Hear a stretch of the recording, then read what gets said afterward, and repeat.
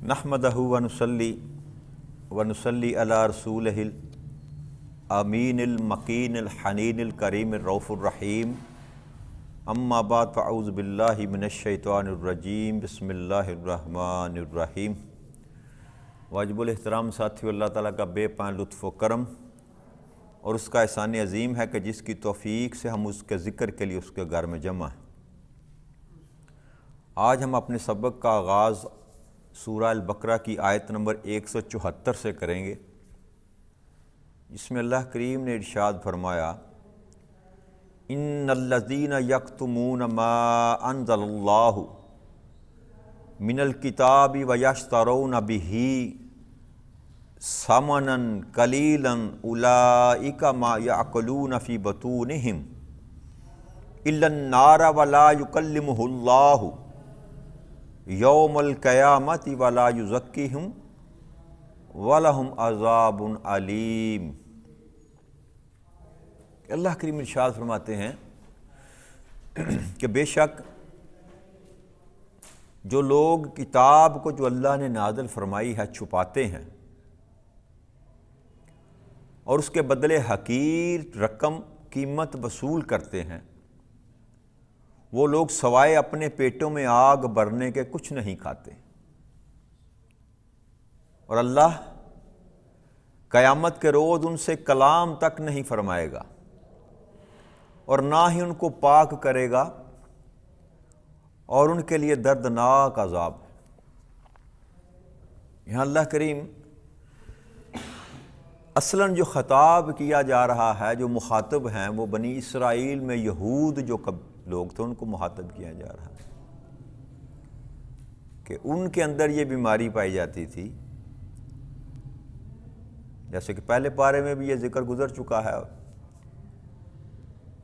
کہ جب وہ تلاوت کرتے تھے تورات کی یا ان سے کچھ سوال کیا جاتا تھا آقا کریم صلی اللہ علیہ وسلم کی بابت، آپ کی نبوت کے متعلق، تو وہ تورات میں وہ آیات جن میں آقا کریم صلی اللہ علیہ وسلم کا ذکر موجود تھا، آپ کے اوصاف تھے، آپ کے جمال کا تذکرہ تھا، آپ کی آمد کا تذکرہ تھا، آپ کا اسم گرامی لکھا ہوا تھا، تو ان کو چھپا لیتے تھے۔ تو اللہ کریم یہ ارشاد فرما رہے ہیں کہ ایک تو بیماری یہ تھی کہ وہ چھپا لیتے تھے، اور دوسری بیماری کہ اس کے بدلے میں حقیر قیمت حاصل کرتے تھے، یعنی کہ انہوں نے تورات کو کاروبار کا ذریعہ بنا لیا، تورات کو، اللہ کے کلام کو کاروبار کا ذریعہ فرما لیا۔ جیسے ماشاءاللہ ہمارے چند اصحاب ہیں ایسے، اب تو تعداد ان گنت ہے نا، اللہ تعالی ہمیں معاف فرما دے، کہ جنہوں نے قرآن کو ذریعہ معاش بنا لیا، اس ہدایت نامے کو جو اللہ نے انسان کو سیدھے رستے پر ڈالنے کے لیے بھیجا، اللہ نے اپنے ساتھ، اپنے محبوب کے ساتھ تعلق جوڑنے کے لیے بھیجا، اس کتاب کو بھی لوگوں نے اپنے معاش کا ذریعہ بنا لیا۔ اور یہ جو اللہ کریم فرماتے ہیں نا کہ وَيَشْتَرَوْنَ بِهِ ثَمَنًا قَلِيلًا، تو ثَمَنًا قَلِيلًا کا مطلب یہ نہیں ہے کہ وہ 100-200 روپے میں جو ہے نا اپنا کاروبار کرتے ہیں۔ کہنے کا مطلب یہ ہے کہ اگر کروڑوں روپے بھی وہ کما لیں تو آخرت کے معاملے میں وہ تھوڑا سا ہی ہے، یعنی کہ جو اجر اللہ کریم نے حق بیان کرنے کا رکھا ہوا ہے، اگر آپ اس حق کو چھپاتے ہیں یا حق کو بدلتے ہیں، بیچ دیتے ہیں، کا مطلب یہ ہے بدلنا میں بھی اسی میں آئے گا کہ اللہ نے کچھ کہا اور آپ نے تھوڑے سے اپنے فائدے کے لیے یا تھوڑی سی قیمت وصول کر کے اس کو بدل دیا، تو یہ مطلب ہے ثمنًا قلیلا کہ تھوڑے سے مال کے بدلے بیچ دیتے ہیں۔ آپ جتنی بھی کمائی کر لیں دنیا میں میرے دوستو، وہ تھوڑی ہی ہے، کیونکہ زندگی تھوڑی ہے، یہ زندگی محدود ہے، تو آپ جتنی بھی کمائی کر لیں گے وہ تھوڑی ہی ہے۔ کتنا آپ کما سکتے ہیں زندگی میں. اس لیے اللہ نے لفظ سامنن قلیلا کہ اللہ کے ہاں اس کی جو قیمت ہے نا، وہ جو تم کماتے ہو وہ کچھ بھی نہیں، اس کی حیثیت کچھ بھی نہیں. تو تم اس بے حیثیت اور بے توقیر دولت کی نظر اپنی اس آخرت کی زندگی کو کر رہے ہو، محض کس لیے؟ چند دنیا کے فائدے حاصل کرنے کے لیے. تو یہ دونوں ہی چیزیں جو ہیں نا، یہ دونوں ہی بدبختیاں، یہ دارہ ہی ہیں اسلام کے ماننے والوں میں بھی، اور اسلام دین اسلام کا علم رکھنے والوں میں، اور کتاب کے حامل جو ہیں، ہم جو بیٹھے ہیں، جو کتاب کے وارث سمجھتے ہیں اپنے آپ کو، قرآن کے ماننے والے، یہ دونوں کی دونوں بیماریاں پائی جاتی ہیں. چھپانا بھی، اللہ کے احکامات کو چھپانا کہ اللہ نے کچھ کہا اور آپ کچھ کہہ رہے ہیں. آپ سے سوال کیا، مجھ سے سوال آپ کرتے ہیں اگر، تو کوئی ایسی بات جو میرے عقیدے کے خلاف جاتی ہے یا جو میں بیان کر رہا ہوں اس سے ٹکراتی ہے تو میں چھپا جاؤں، میں اس کو درگزر کر کے آگے گزر جاؤں جی، تاکہ جو میں نقطہ نظر بیان کر رہا ہوں کہیں اس کی نفی نہ ہو جائے. میرے عقیدے میں کوئی معاملہ جو ہے اس کو وہ کہیں اس کے خلاف نہ میری آیت کریمہ جو میں پڑھ رہا ہوں چلی جائے تو میں وہاں درگزر کر جاؤں. یہ لوگ کرتے ہیں، یاد رکھیے گا. قرآن میں سے آیتیں چن چن کر جو ہے نا وہ بیان کرتے ہیں، سارے قرآن کو بیان نہیں کریں گے، آیتیں چن چن کر جو ان کے عقیدوں کو سپورٹ کرتی ہے نا وہ چن کر اس کو بیان کرتے ہیں. جو سلسلہ ہم نے شروع کیا ہے نا کہ الف لام میم سے شروع ہوئے ہیں اور والناس تک جائیں گے انشاءاللہ، اگر زندگی نے وفا کی. ہم کسی کو چھوڑیں گے نہیں، کسی مضمون کو چھوڑیں گے نہیں انشاءاللہ تعالی. ہمارا مقصد محض جو ہے نا اپنا عقیدہ بیان کرنا نہیں ہے، ہمارا مقصد اصلاح ہے کہ ہمیں جو قرآن اللہ نے ہماری طرف نازل کیا ہے ہم ایک دفعہ دیکھ تو لیں کہ اللہ ہم سے چاہتا کیا ہے. تو اس لیے ہم چھپائیں گے نہیں، انشاءاللہ نہیں چھپائیں گے، نہ بدلیں گے نہ چھپائیں گے. اگر نہ چاہتے ہوئے کوئی غلطی ہو جائے تو اللہ معاف کرنے والا، چاہتے ہوئے انشاءاللہ تعالی اللہ کی فضل و توفیق سے نہ بدلیں گے نہ چھپائیں گے، جو حق ہے وہ بیان کرنے کی پوری کوشش کریں گے.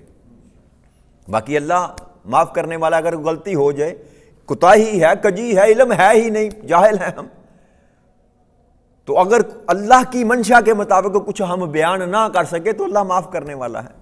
لیکن ہماری خواہش یہ نہیں ہے. اللہ ہمیں معاف فرمائے اگر ایسا کچھ ہو جائے تو اللہ کہہ رہا ہے کہ جو جان بوجھ کر چھپاتے ہیں، حق کو چھپاتے ہیں، یا یہ ہے کہ کچھ قیمت وصول کر لیتے ہیں، تو اللہ کہتا ہے کہ وہ سوائے اپنے پیٹوں میں آگ بھرنے کو اور کچھ نہیں کر رہے.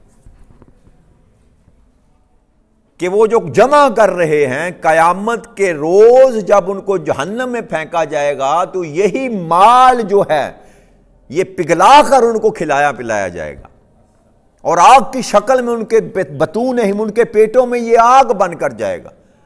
جو بھی کمائی آپ نے حرام کی یا جو اللہ کی احکامات کی خلاف ورزی کرتے ہوئے، اللہ کی کتاب کو بدلتے ہوئے جو کچھ بھی آپ نے کمایا، اللہ کہتا ہے وہ جہنم میں آگ بن کر آپ کے پیٹوں میں اس کو ڈالا جائے گا، آگ بن کر ڈالا جائے گا. اور پھر اس سے بڑھ کر سب سے جو بڑا بدبختی جو اس پر سوار ہوگی اس دن، اللہ نے فرمایا کہ اللہ ان سے کلام ہی نہیں کرے گا.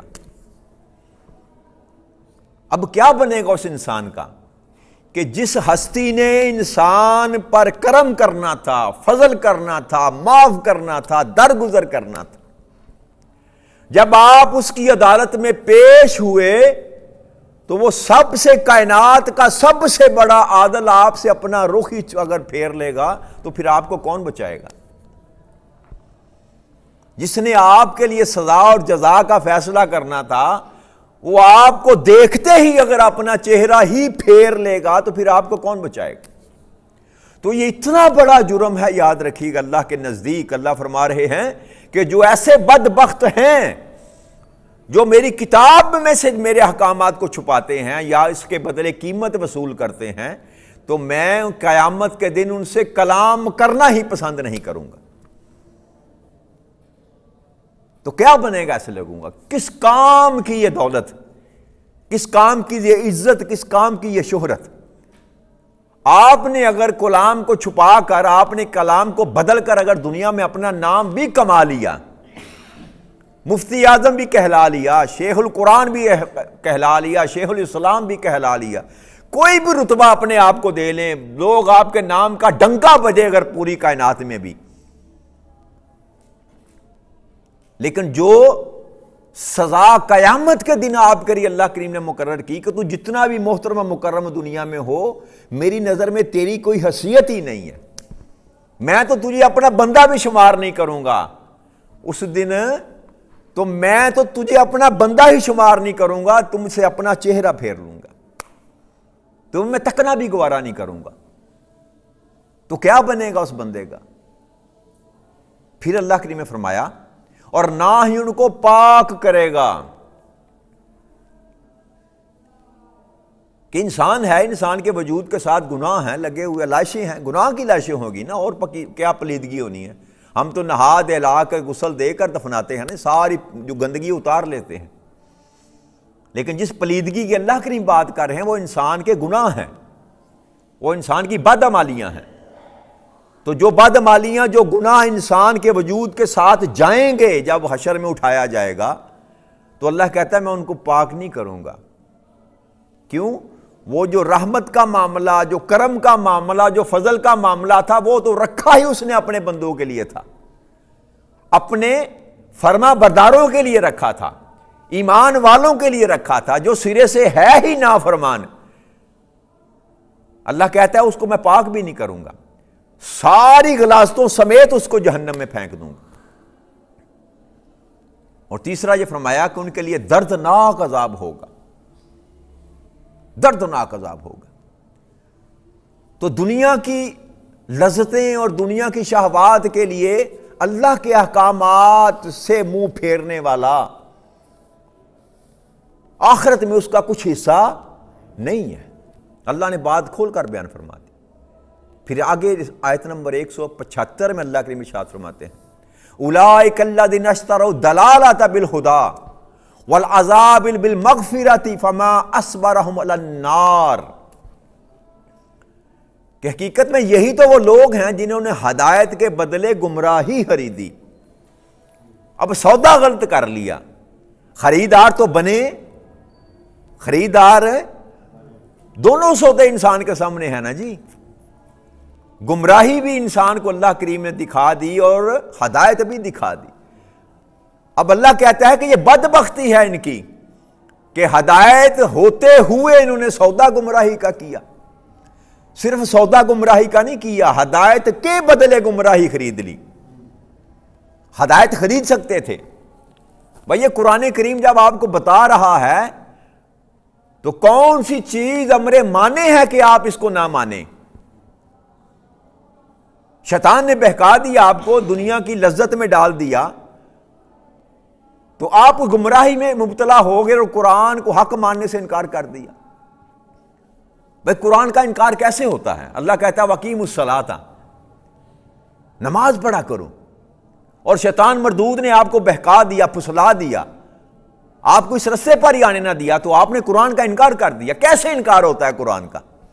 آپ کہتے ہیں میں قرآن کے ماننے والا ہوں، کیا ماننے والے ہو قرآن کے؟ قرآن کہتا ہے نماز پڑھ، جی تو آپ نماز پڑھتے نہیں، تو آپ نے قرآن کو ٹھکرا دیا، آپ نے قرآن کا انکار کر دیا۔ ایک لفظ کا، ایک حرف کا بھی اگر آپ نے انکار کیا تو گویا آپ نے پورے قرآن کو ٹھکرا دیا۔ ایک ایک حرف جو ہے قرآن کا وہ حکم ہے، اللہ کا کلام ہے، یاد رکھیے گا۔ یہ جزوی طور پر ماننا نہیں ہوتا کہ کچھ کو مان لیا کچھ کو نہیں، یہ یہود کی عادت تھی، اللہ پسند نہیں فرماتے اس بات کو۔ اگر ماننا ہے تو پورے کا پورا مانو، یہ نہیں جو دل کیا مان لیا، جو دل نہ کیا نہ مانا، یہ نہ ماننے کے برابر ہے۔ اپنی مرضی سے مانا تو پھر مانا نہیں ہے۔ تو اللہ کہتا ہے ہدایت تھی ان کے پاس، موسیٰ علیہ السلام لے کر آئے تھے، عیسیٰ علیہ السلام لے کر آئے تھے، اور اب میرا محبوب لے کر آیا ہے، لیکن یہ بدبخت ہیں، انہوں نے ہدایت کے بدلے گمراہی کا سودا کر لیا۔ کیوں؟ کہ اس میں لذت زیادہ ہے، اس میں مال زیادہ نظر آتا ہے، اس میں عزت زیادہ نظر آتی ہے، شہرت زیادہ نظر آتی ہے، مقام و مرتبہ زیادہ نظر آتا ہے، تو دنیا کی لذتوں کو دیکھ کر جو ہے نا بندہ وہ ہدایت کو چھوڑ دیتا ہے اور گمراہی کا راستہ اپنا لیتا ہے۔ پھر دوسری بات اللہ نے فرمائی والعذاب بالمغفرہ، اور میری بخشش کے مقابلے میں، میری مغفرت کے مقابلے میں عذاب کو خرید لیا جانتے بوجھتے۔ اب اور اللہ کریم کیسے بتائے گا ہمیں؟ جب اللہ کہتا ہے کہ میں کھول کھول کر تمہارے سامنے اپنی آیات کو بیان کر رہا ہوں، اللہ بتا رہا ہے کہ ایک طرف میری بخشش ہے اور ایک طرف میرا عذاب ہے۔ اب خریدار تم ہو، فیصلہ تو نے کرنا ہے کہ سودا میرے ساتھ کس طرح کا تو نے کرنا ہے۔ اگر میری بخشش چاہتے ہو، میری مغفرت چاہتے ہو، میرا کرم چاہتے ہو، میرا فضل چاہتے ہو، میرا رحم چاہتے ہو، تو پھر اس طریقے پر چلو جس طریقے پر میرا محبوب تم کو کہتا، جس طریقے کو موسیٰ علیہ السلام نے اپنی امت کو کہا، جس طریقے پر حضرت عیسیٰ علیہ السلام نے اپنی امت کو کہا، اور جس طریقے پر آقا کریم صلی اللہ علیہ وسلم نے اپنی امت کو سبق دیا، اس راستے پر چلو گے تو تمہیں میری بخشش میسر آ جائے گی، اور اگر اپنی من مرضی کرو گے تو پھر تمہارے لیے عذاب تیار کر رکھا ہے میں نے۔ فما اصبرهم علی النار، اللہ کریم فرماتے ہیں کس چیز نے ان کو آگ پر صبر کرنے والا بنا دیا، یعنی کہ اپنی آنکھوں کے سامنے انسان دیکھتا ہے کہ جو فعل میں کر رہا ہوں یہ جہنم میں جانے والا ہے، لیکن پھر بھی اس پر اللہ کہتا ہے پھر بھی صبر کر جاتا ہے اس پر۔ یہاں صبر سے مراد یہ ہے کہ وہ آنکھیں بند کر لیتا ہے، بھول جاتا ہے، تصور میں یہ بات نہیں آتی کہ وہ جو آگ ہے وہ بجھنے والی نہیں ہے، اور اس کا ایندھن اللہ نے جیسے فرمایا تھا کہ اس کا ایندھن تو ہے ہی انسان اور پتھر ہیں، انسان خود اس آگ کو بھڑکائے گا، ہر گناہگار جو جہنم کی آگ میں ڈالا جائے گا وہ آگ کو بڑھانے کا سبب بنے گا۔ تو جس کا ایندھن ہی انسان ہے، اللہ کہتا ہے وہ کیسے تو نے صبر کر لیا اس آگ کو دیکھ کر، اس آگ کو جان کر کہ تجھے اس آگ میں پھینکا جائے گا اگر تو گمراہی پر آیا، تو پھر بھی تو صابر بن گیا، تو مطمئن ہو گیا، تم نے ہلکا جانا اس آگ کو، میرے عذاب کو ہلکا جانا۔ تو اسی لیے گناہ کرتا ہے نا انسان۔ اگر حقیقت میں اس کو خبر ہو جائے، یقین ہو جائے اس بات کا کہ وہ آگ بجھنے والی نہیں، اور اس صبح میں سے کوئی مجھ کو نکالنے والا بھی نہیں ہے، تو پھر انسان محتاط ہو جائے، انسان غفلت نہ کرے۔ تو غفلت اللہ کہتا ہے اسی وجہ سے کرتے ہیں کہ شاید انہوں نے صبر کر لیا کہ خیر ہے کوئی بات نہیں، آگ ہی ہے نا۔ استغفر اللہ العظیم، استغفر اللہ العظیم، اللہ ہمیں محفوظ رکھے۔ پھر اللہ کی ارشاد فرماتے ہیں ذالک بان اللہ نزل الکتاب بالحق وان الذین اختلفوا فی الکتاب لفی شقاق بعید، اور یہ اس وجہ سے ہے کہ اللہ نے کتاب حق کے ساتھ جو نازل فرمائی ہے، بے شک جنہوں نے کتاب میں اختلاف ڈالا وہ مخالف میں بہت دور جا پڑے۔ اللہ کہتا ہے میں نے یہ کتاب جو اتاری قرآن کریم یہ حق نازل فرمائی ہے، اس میں کوئی شک والی لا ریب فی، اس میں کوئی شک والی بات نہیں ہے۔ اب بیڑا غرق کہاں پر جا کے ان کا ہوا؟ کن کا ہوا؟ جنہوں نے کتاب میں اختلاف ڈالا اور مخالفت میں بہت دور جا پڑے۔ بھئی قرآن میں اختلاف کس بات کا؟ جو اللہ کا حکم ہے اس میں اختلاف کس بات کا؟ قرآن میں اختلاف کرنے کا مطلب یہ جو اللہ کریم فرما رہے ہیں کہ آیات تو یہی پڑھتے ہیں، لیکن اس کے معنی کرنے میں، اس کے اطلاقات کرنے میں، اس کی تعویل کرنے میں اپنی مرضی شامل کر لیتے ہیں۔ مخالفت یہ ہے۔ اور دوسرا یہ کہ رحمان ایک طرف بلاتا ہے تو یہ شیطان کے پیچھے چلے جاتے ہیں۔ قرآن آپ کو کہتا ہے صراط مستقیم پر آ جاؤ، تو آپ صراط مستقیم کو قبول کرنے کے لیے تیار نہیں، اس کا مطلب ہے کہ آپ قرآن کی مخالفت کر رہے ہیں۔ جو بات میں پہلے کر رہا تھا چند لمحے، کہ اگر آپ قرآن کے احکامات کو نہیں مانتے تو گویا آپ قرآن کے خلاف جا رہے ہیں۔ تو اللہ کہتا ہے بربادی کی وجہ ہی یہ ہے کہ یہ قرآن کی مخالفت میں سفر کر رہے ہیں اور اس کی مخالفت میں بہت دور چلے گئے۔ یعنی کہ قرآن کریم میں جو اللہ کریم کے احکامات ہیں ان کو انسان توجہ ہی نہ دے، اس پر غور ہی نہ کرے۔ بھائی مولانا صاحب لگے ہوئے ہماری تو اب حالت یہ ہو چکی ہے کہ جمعہ کے دن بھی ہم اس وقت مسجد میں جاتے ہیں جب مولوی صاحب کا خطاب ختم ہونے والا ہو. اتنے بے حس ہو چکے ہیں کہ ہمارے کانوں میں کوئی خیر کی بات داخل ہی نہ ہو سکے. اور دعویٰ بڑا ہے، دعویٰ بڑا ہے، لیکن عمل اس کے خلاف ہے.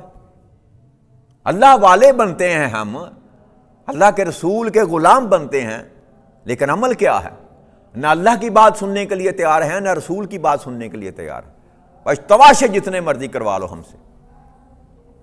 یہ ابھی میلاد مصطفیٰ کریم صلی اللہ علیہ وسلم آیا نا، کل میلاد ہے، پرسوں میلاد، جھنڈیاں لگ رہی ہیں بازار میں، لائٹیں لگ رہی ہیں، جلوس نکلیں گے، لبیک یا رسول اللہ، جی درود و سلام کی محفلیں سجائی جائیں گی. ایک دن ان کو نبی یاد آئے گا. بھائی میلاد منانا احسن کام ہے، اللہ کے رسول کی آمد خیر خوشی منانا احسن کام ہے، لیکن فقط اسی پر آپ کو یاد آتا ہے کہ ہم نبی والے ہیں. کیا آپ کو 365 دنوں میں سے صرف 12 ربیع الاول کو ہی آقا کریم صلی اللہ علیہ وسلم کی یاد آتی ہے؟ باقی 364 دن کیا وہ ہمارے نبی نہیں ہیں؟ باقی 364 دن ہمارا عشق کہاں جاتا ہے؟ بھائی ہم عید مناتے ہیں، عید میلاد النبی صلی اللہ علیہ وسلم، یہ ہماری خوشی ہے. کس بات پر عید مناتے ہیں ہم؟ کس بات پر عید مناتے ہیں؟ کہ ہمیں آقا مل گئے، ہمیں اللہ نے اپنا محبوب ہمیں عطا کر دیا، اسی بات پر خوشی مناتے ہیں. تو یہ ہماری خوشی ہے کہ ہمیں محبوب خدا صلی اللہ علیہ وسلم مل گئے. اب پر آقا پہ سے بھی پوچھیں کہ آقا آپ کی بھی خوشی ہے؟ آپ کس بات سے خوش ہوتے ہیں؟ جی کہ فقط ہم نے ہی خوش ہونا ہے. جس کو اللہ نے ہمارے درمیان بھیجا، جس کو ہم اپنا محبوب کہتے ہیں، جن کو ہم اپنا آقا کہتے ہیں، جن کی خوشی کے لیے ہم مارے پھر رہے ہیں، بازار سجا رہے ہیں، جھنڈیاں لگا رہے ہیں، کمکے لگا رہے ہیں، جلوس نکالیں گے، بانٹیں گے، خیرات کریں گے، صدقہ کریں گے، سارے ہی کام اچھے ہیں. ان سے تو ذرا پوچھ لینا کہ اللہ کے رسول آپ کس بات پر خوش ہوتے ہیں؟ تو وہ کہیں گے کہ میں خوش ہوتا ہوں کہ جب حی علی الصلاۃ کی آواز آئے تو اس آواز کو سن کر تو اللہ کی بارگاہ میں کھڑا ہو جائے. تو کیا کبھی کسی کو یہ پیغام آقا کا یاد آیا؟ یہ جو قرآن میں کہا جاتا ہے 300 مرتبہ اللہ نے کہا کہ نماز پڑھا کرو، تو یہ کس زبان سے نکلا تھا وَأَقِیمُوا الصَّلَاةَ؟ کبھی شرم آئی ہمیں کہ جس کا میلاد منا رہے ہیں اس نے 300 دفعہ مجھے کہا ہے وَأَقِیمُوا الصَّلَاةَ؟ تو میرا عشق کہاں گیا؟ میری محبت کہاں گئی؟ میرا پیار کہاں گیا؟ وہ جو میں کہتا ہوں غلامی مصطفیٰ میں مجھے موت بھی قبول ہے، یہ میرا جھوٹا نعرہ کہاں گیا؟ میں فقط 5 منٹ نہیں نکال سکتا اس اپنے حبیب خدا کے لیے کہ اس کو راضی کر سکوں. اپنی رضا کے لیے میں راتوں کو جاگتا ہوں، جھنڈیاں بھی لگاتا ہوں، کمکمے بھی لگاتا ہوں، بازار بھی سجاتا ہوں، دیگے بھی پکاتا ہوں، اپنی رضا کے لیے، اپنی خوشی کے لیے. بھائی تو کر اپنی خوشی، لیکن جس کے لیے تو سب کچھ کر رہا ہے اس سے بھی تو پوچھ کہ یا رسول اللہ صلی اللہ علیہ وسلم آپ بھی خوش ہیں کہ نہیں ہیں؟ تو کیا ایسے امتی سے وہ خوش ہوں گے جو نماز کا تارک ہو، جو اللہ کے سامنے جھکنا جو پسند نہ کرے، جو جھوٹ بولے، جو غیبت کرے، جو چوری کرے، جو زنا کرے، جو شراب پیے، جو حرام کاری کرے، جو حرام نہ کھائے، حرام کمائے حلال نہ کھائے؟ کیا ایسے امتی سے آقا خوش ہوں گے؟ آپ کیا سمجھتے ہیں کہ بس میلاد منا کر آپ کی جان چھوٹ جائے گی؟ تو اس میلاد منانے کا مقصد جو ہے میرے بھائیوں اس کو بھی یاد رکھیں. یہ بہت اچھا عمل ہے، میں یہ نہیں کہہ رہا، کائنات میں سب سے اچھا عمل بھی کہوں تو وہ بھی کم ہے، آقا کے میلاد پر خوشی منانا. لیکن محض خوشی منانا جو ہے یہ آقا سے وفا نہیں ہے. وفا پوری کرو، دوستی لگانی ہے تو پوری لگاؤ، ورنہ جیسے آپ دھوکہ دے رہے ہیں نا، قیامت کے دن یہ دھوکہ آپ کی آنکھوں کے سامنے پلٹ کر واپس آئے گا. آپ کو وہاں ہر شے جو ہے وہ نمایاں ہو جائے گی. یہ دھوکہ پلٹ کر آپ کی طرف آئے گا. کیوں؟ کہ اللہ اور اللہ کے رسول کو کوئی دھوکہ نہیں دے سکتا. جو دھوکہ آپ دینا چاہ رہے ہیں نا غلامی رسول میں موت بھی قبول ہے۔ یہ جو دھوکہ آپ دینا چاہ رہے ہیں، جب اللہ کے سامنے آپ پیش ہوں گے، جب آقا کریم صلی اللہ علیہ وسلم کے سامنے آپ پیش ہوں گے، تو یہ دھوکہ پلٹ کر آپ کی طرف آئے گا۔ ڈریں اس وقت سے، ڈریں اس وقت سے۔ اللہ اور اللہ کے رسول کے ساتھ مذاق نہ کریں، اللہ اور اللہ کے رسول کے ساتھ دھوکہ نہ کریں۔ اگر غلام ہیں تو نعرہ لگائیں کہ غلامی رسول میں موت قبول ہے، اگر غلام نہیں ہے تو نعرہ مت لگائیں، پہلے غلام مصطفیٰ بن کر تو دکھائیں۔ 15 منٹ 24 گھنٹے میں تمہارے پاس ہوتے نہیں کہ میں 5 نمازیں ہی ادا کر لوں، تو دعویٰ کیا کر رہا ہے کہ میں جان دینے کے لیے تیار ہوں، استغفر اللہ العظیم۔ یہ محض نعرہ ہے، یہ محض نعرہ ہے۔ ایک جان کیا، 1000 جانیں بھی ہوں تو میرے آقا کریم صلی اللہ علیہ وسلم کی نعلین پاک پر قربان کی جا سکتی ہیں، لیکن کون کرے گا؟ وہ جو آقا کی محبت میں گرفتار ہوگا، جو آقا کے عشق میں گرفتار ہوگا، زبانی باتیں کرنے والے نہیں۔ اپنا اسوہ جو ہے، اگر سیکھنا ہے عشق کس کو کہتے ہیں، محبت کس کو کہتے ہیں، تو ابوبکر صدیق کو دیکھو، عمر بن خطاب کو دیکھو، عثمان غنی کو دیکھو، علی شیر خدا کو دیکھو، تمہیں سمجھ آ جائے گی کہ عاشق کس کو کہتے ہیں۔ بلال حبشی کو دیکھو۔ بس میری آخری بات کر کے آپ سے اجازت چاہتا ہوں کہ آقا سے اگر وفا کرنی ہے تو تن من دن سے کریں، تن من دن سے کریں، فقط زبان سے نہ کریں۔ آپ کا مکر، آپ کا فریب اللہ بھی جانتا ہے اور اللہ کا رسول بھی جانتا ہے۔ اللہ کریم ہمیں اطاعت رسول میں زندگی بسر کرنے کی ہمیں توفیق عطا فرمائے۔ جس کا جشن منا رہے ہیں، جس کی ولادت کا دن منا رہے ہیں، رب کریم اس کے ساتھ وفا کرنے کی ہمیں توفیق عطا فرمائے۔ وما علینا الا البلاغ المبین۔ والسلام علیکم ورحمۃ اللہ وبرکاتہ۔